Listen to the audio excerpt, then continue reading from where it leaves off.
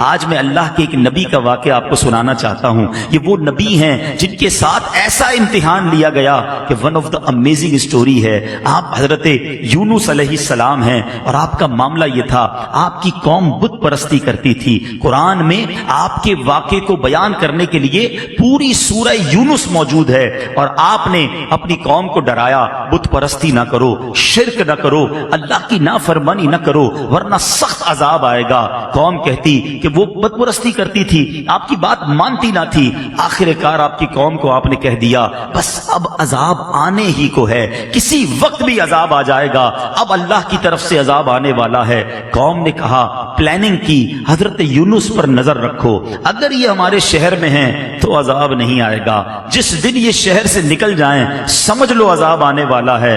کمال کا عقیدہ تھا, بتوں کو پوچھتے تھے مگر دل میں یہ بھی جانتے تھے یہ اللہ کے نبی شہر میں رہیں گے, اللہ عذاب نہیں بھیجے گا. بہرحال آپ ایک رات تشریف لے گئے, قوم کو پتہ چل گیا, بادل بھی آ گئے, کالی بدلیاں بھی آ گئیں, عذاب کے جو آثار تھے وہ نمودار ہو گئے. اب قوم نے کیا کیا, ساری قوم میدان میں جمع ہوئی ننگے سر, اب اللہ کی بارگاہ میں رونے لگے. جس پر ظلم کیا تھا اس سے معافی مانگنے لگے, اب جس کا قرضہ دینا تھا اس کے قرضے لوٹا دیے. بچے, بوڑھے, عورتیں روتے روتے اللہ کی بارگاہ میں دعا کرنے لگے, یا اللہ اب معاف کر دے, عذاب نہ بھیجیو, بت پرستی سے توبہ کرتے ہیں, حضرت یونس پر ایمان لے آئیں گے, اے اللہ اس بار عذاب کو ٹال دے. اتنا گر گڑائی قوم, اتنا گر گڑائی قوم کہ سبحان اللہ وہ آتا عذاب واپس چلا گیا. ادھر حضرت یونس علیہ السلام باہر شہر سے یہ سوچ کر چلے گئے تھے کہ جب میں واپس آؤں گا اس قوم نے تباہ ہو جانا ہے, مگر جب آپ واپس آئے تو کوئی عذاب نہیں آیا تھا, ایوری تھنگ از اوکے. تو لوگوں نے کہا حضور اپنی قوم کی طرف جائیے. کہا میں کیسے جاؤں, میں اگر قوم کی طرف جاؤں گا تو قوم مجھے جھوٹا کہے گی. اچھا ان کو یہ نہیں پتا تھا کہ قوم نے توبہ کر لی ہے اور حضرت یونس پر ایمان لانے کی نیت بھی کر لی ہے. ادھر حضرت یونس سمجھ رہے ہیں کہ میں اگر شہر میں چلا گیا تو انہوں نے تو مجھے قتل کر دینا ہے کہ تم جھوٹے ہو, تم نے کہا تھا اللہ کا عذاب آئے گا, عذاب آیا نہیں کیونکہ آپ کو یہ حکم مل چکا تھا کہ عذاب آ رہا ہے. اب آپ اسی جس کو کہیں کہ کیفیت میں اس شہر میں داخل ہونے کی بجائے آپ باہر گئے, کشتی میں سوار ہوئے اور اس شہر سے باہر کہیں جانے کے لیے روانہ ہو گئے.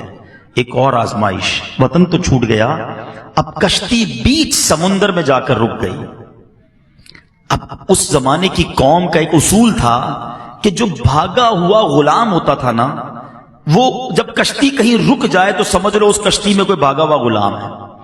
اب انہوں نے کہا کون ہے, تو ایک قرآن دازی ڈالی گئی اور اس قرآن دازی میں حضرت یونسی کا نام نکل آیا. بھری کشتی سے بیچ سمندر میں آپ کو انہوں نے دریا میں سمندر میں ڈال دیا. There is no life jacket on that time, کوئی لائف جیکٹ نہیں تھا, آپ کو سمندر میں ڈال دیا, کشتی آگے چلی گئی. اللہ کے نبی ہیں. آزمائش دیکھو, تو ایک بڑی سی مچھلی آئی اور حضرت یونس علیہ السلام کو اس نے نگل لیا. آزمائش پر ایک اور آزمائش, اللہ اکبر. مگر زباں پر شکوہ نہیں تھا, شکایت نہیں تھی کہ یا اللہ تیرا نبی اور میرا یہ حال. اللہ اکبر. آپ کی عاجزی دیکھیں, آپ نے اس مچھلی کے پیٹ میں وظیفہ کرنا شروع کر دیا. اور یہ کون سا وظیفہ تھا؟ لا الہ الا انت سبحانک انی کنت من الظالمین. جو آیت کریمہ ہم پڑھتے ہیں نا, یہ کہاں سے ملی ہے؟ یہ حضرت یونس علیہ السلام نے مچھلی کے پیٹ میں اس کا ورد کرنا شروع کر دیا. ایک عاجزی کا انداز تھا, ایک گر گڑانے کا انداز تھا, ایک توبہ کا انداز تھا. آپ پڑھتے رہے, مچھلی کے پیٹ میں رہے, کئی دن مچھلی کے پیٹ میں رہے. اس مچھلی نے آ کر کنارے پر آپ کو اگل دیا. اب جب آپ کنارے پر آئے, کمزور ہو چکے تھے, جلد بھی آپ کی بالکل نرم ہو چکی تھی, کھڑے ہونے کی بھی ہمت نہ تھی. اللہ کی شان دیکھیں, اللہ نے وہاں ایک کدو کی جو بیل تھی, ایک چھوٹا سا پودا آپ کے قریب اگ گیا, اسی سے آپ کو خوراک ملی, انرجی ملی, صحت ملی. اور کچھ دنوں کے بعد جب اپنے شہر آپ واپس آئے تو لوگوں نے آپ کو بڑی عزت کے ساتھ ویلکم کیا, آپ پر ایمان لائے اور ہنسی خوشی وہ زندگی گزارنے لگے. میرے میٹھے اسلامی بھائیوں, میں نے یہ واقعہ آج کیوں بیان کیا؟ There are two reason. پہلا ریزن تو یہ ہے کہ قرآن سے محبت بڑھے, لوگ تلاوت قرآن کریں, سمجھیں کہ اللہ نے کیسے کیسے واقعات. آج اپنے بچوں کو بٹھا کر لوگ پتہ نہیں سنڈریلا اور امبریلا کی سٹوریاں سنا رہے ہوتے ہیں. ارے بچوں کو قرآن قرآن کے واقعات سناؤ، بچوں کو نبیوں کی باتیں بتاؤ، پچھلی قوموں پر جو عذاب نازل ہوئے اس کو بیان کرنے کا قرآن میں ایک مقصد علماء نے یہ بھی بیان کیا تاکہ تم ایسا نہ کرنا، تم یہ غلطی نہ کرنا۔ دیکھو پچھلی قوموں میں کسی نے معاذ اللہ بدکاری کی، عذاب آ گیا، جھوٹ بولا، عذاب آ گیا، ناپ تول میں کمی کی، عذاب آ گیا، بچوں کے ساتھ برے فعل کیے، عذاب آ گیا، بت پرستی کی، عذاب آ گیا، ایسے ایسے عذابات ذکر کیے گئے کہ دیکھو تم یہ نہ کرنا۔ مگر آج ہم قرآن پڑھتے ہی نہیں ہیں تو سمجھیں گے کیسے کہ کیا کیا نہیں کرنا ہے؟ بدقسمتی سے اگر آپ یقین کریں، تھورلی دیکھیں نا، تو پچھلی قوموں نے جو ایک ایک گناہ کیا، ایک ایک غلطی کی اور عذاب آ گیا نا، آج ہمارے اندر وہ ساری غلطیاں نظر آ رہی ہیں۔ یہ تو یقین کریں ہم نبی پاک کے امتی ہیں، یہ سرکار علیہ الصلوۃ والسلام کا کرم ہے کہ ہم پر اس طرح آسمانی عذاب نازل نہیں ہو رہا۔ لیکن دیر از اے ڈے، ایک دن تو ہے نا جس دن جواب دینا ہے، پھر ایک دن تم سے ہر نعمت کے بارے میں سوال ہوگا۔ ادھر کیسے جواب دیں گے کہ قرآن میں بتایا تھا جھوٹ نہ بولنا، قوم عذاب میں گرفتار ہو گئی، قرآن میں بتایا تھا ناپ تول میں کمی نہ کرنا، میں نے اپنا عذاب ان پر بھیج دیا، قرآن میں بتایا تھا بدکاری نہ کرنا، اس قوم پر میں نے اپنا عذاب نازل کیا۔ پڑھتے تو جواب دیں گے نا، تو پلیز یوں نہ کرو، قرآن سے دوستی کیجیے، قرآن کو تھام لیجیے، قرآن پر عمل کیجیے، یقین کریں لائف بہترین ہو جائے گی۔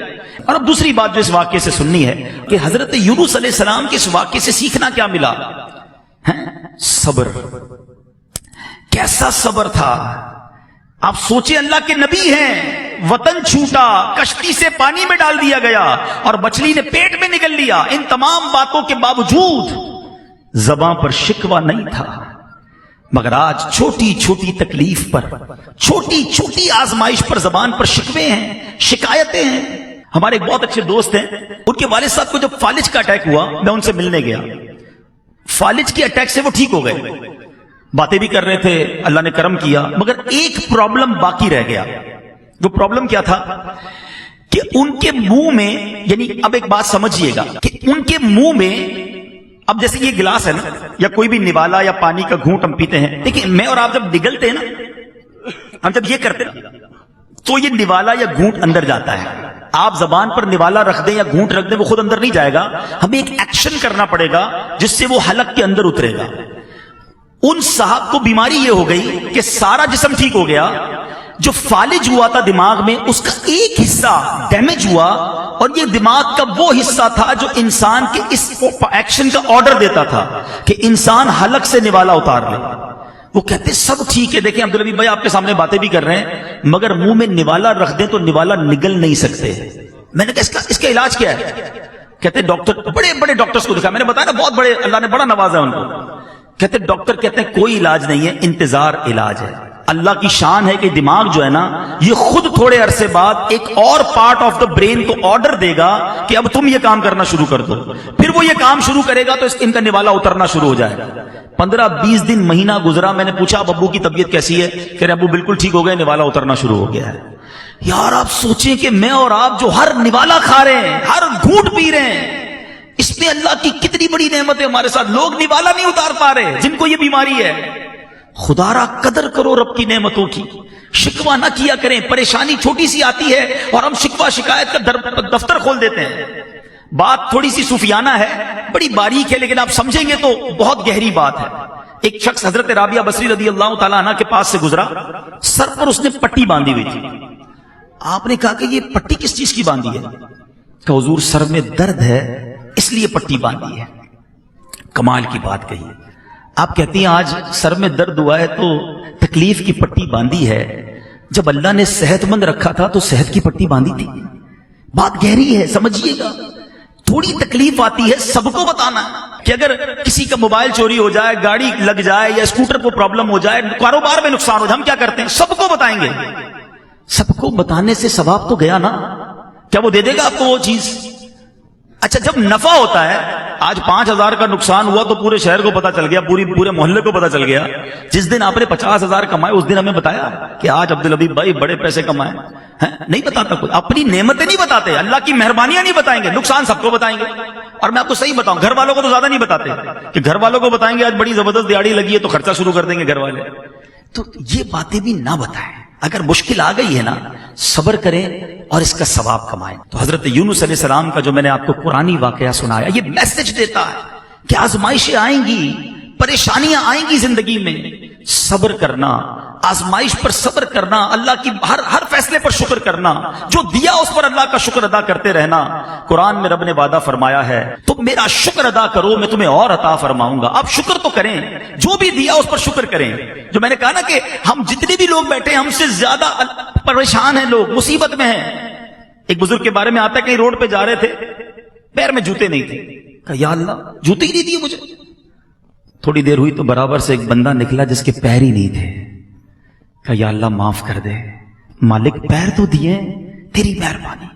جب بھی یہ احساس ہونا کہ میں کچھ لوگوں سے پیچھے رہ گیا ہوں، میرے پاس کم ہیں چیزیں، اپنے سے کمتر کو دیکھ لینا، زبان سے شکر نکلے گا.